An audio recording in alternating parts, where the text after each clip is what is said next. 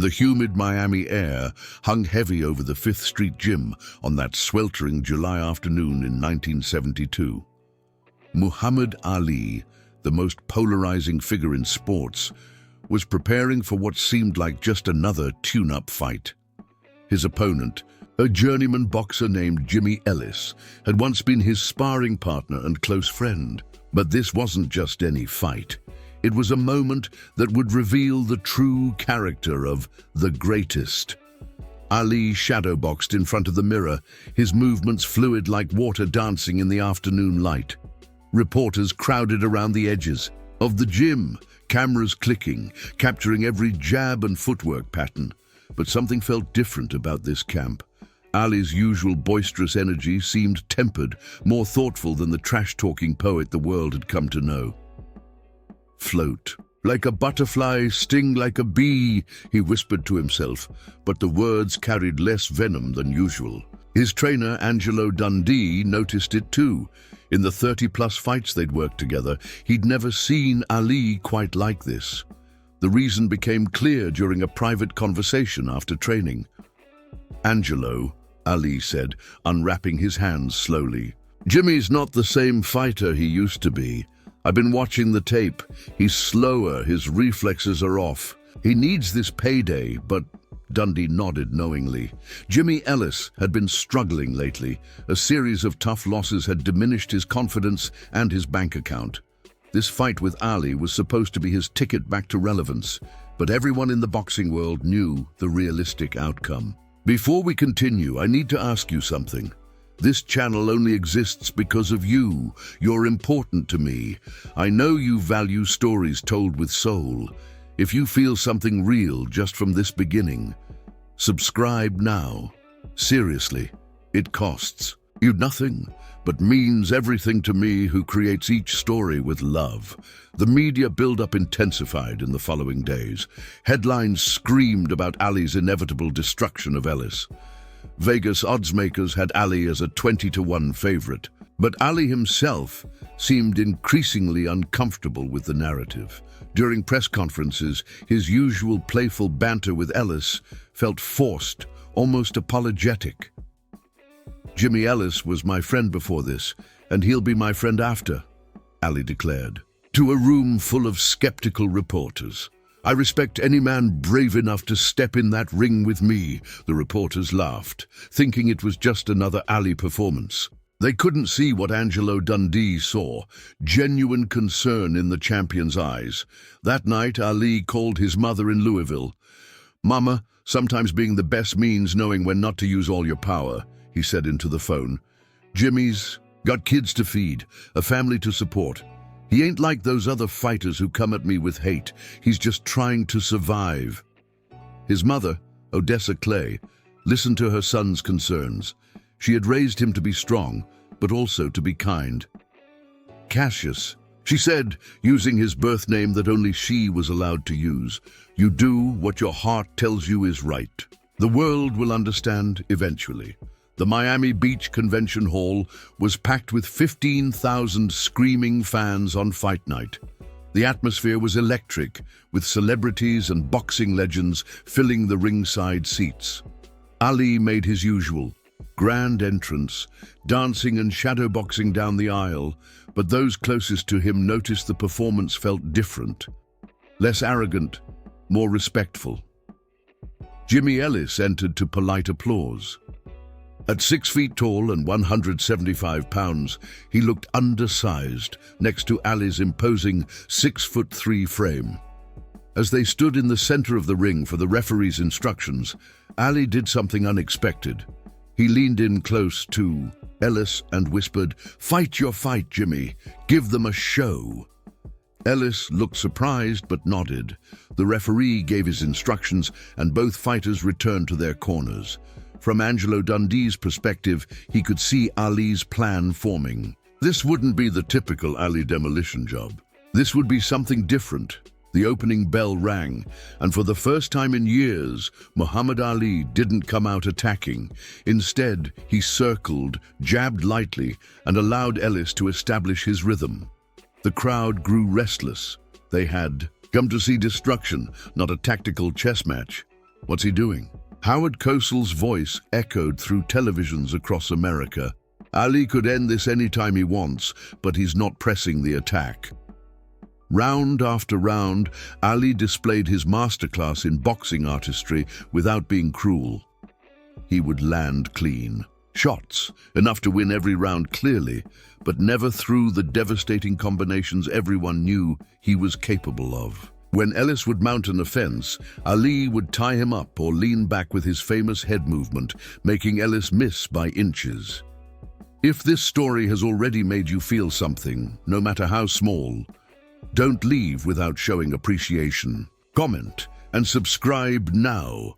By the 8th round, it became clear to everyone watching what was happening. This wasn't just a fight, it was a masterclass in controlled dominance. Ali could have ended it at any moment with one of his famous combinations, but instead, he was allowing Ellis to go the distance with dignity. The crowd began to appreciate the artistry. They watched Ali demonstrate every skill in his arsenal. The rope-a-dope defense, the lightning-fast jabs, the impossible angles, all while keeping the fight competitive enough for Ellis to maintain his pride. He's not trying to hurt him, one ringside observer noted. He's trying to make them both look good. Ellis, realizing what was happening, began to fight with renewed confidence. He landed his best shots of the night in rounds 9 and 10, earning genuine approval from the crowd. Ali would nod approvingly after Ellis's good combinations, a gesture so subtle that only those closest to the ring could see it. By round 12, the convention hall had transformed.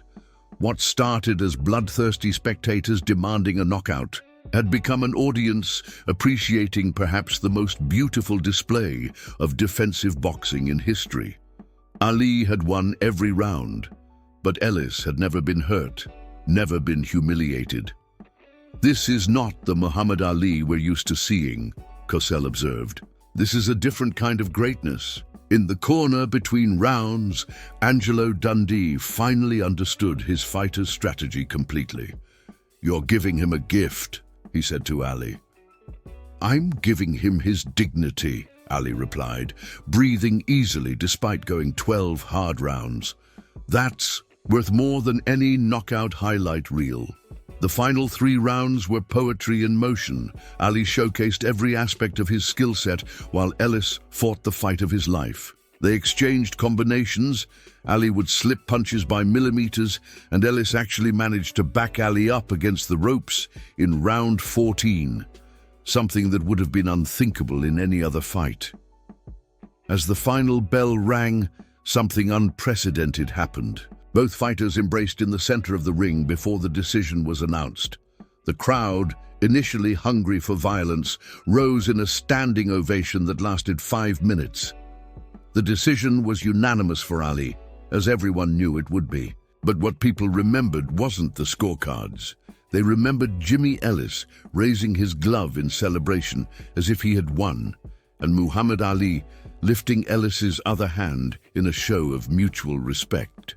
"Ladies and gentlemen," the ring announcer's voice boomed, "the winner by unanimous decision. But tonight, we saw 2 winners in this ring."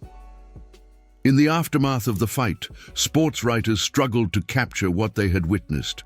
This wasn't the trash-talking, ego-driven Ali they were used to covering. This was something entirely new in professional sports. Jimmy Ellis, in his post-fight interview, had tears in his eyes. "Muhammad could have knocked me out in the first round if he wanted to. Instead, he gave me 15 rounds to show I belonged in there with him. That's not just greatness. That's humanity." The fight films were studied for decades afterward, not for the violence or knockouts, but for the incredible display of skill, control, and compassion.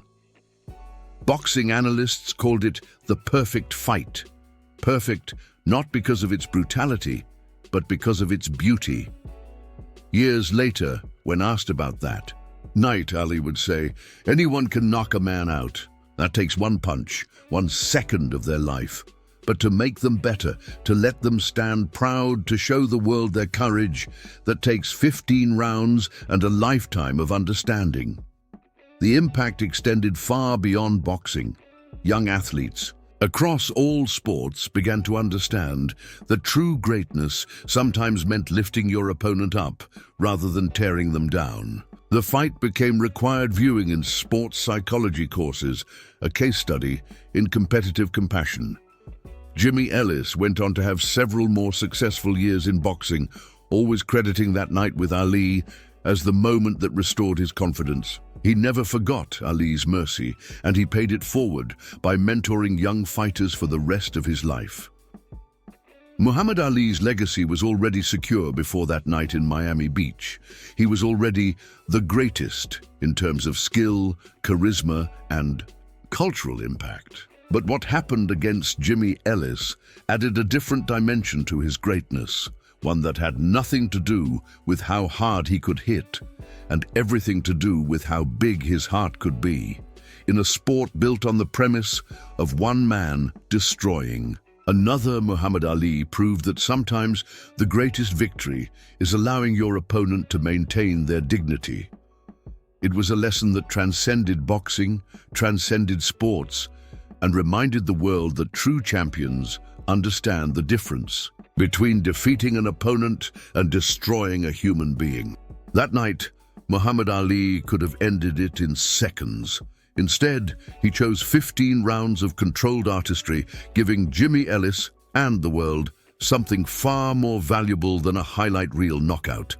A masterclass in compassion under pressure and proof that the greatest victory is sometimes the gentlest one. If you made it this far and felt every word, won't you leave without subscribing? I tell these stories with my heart in my hands to reach people like you who feel, who get emotional, who live.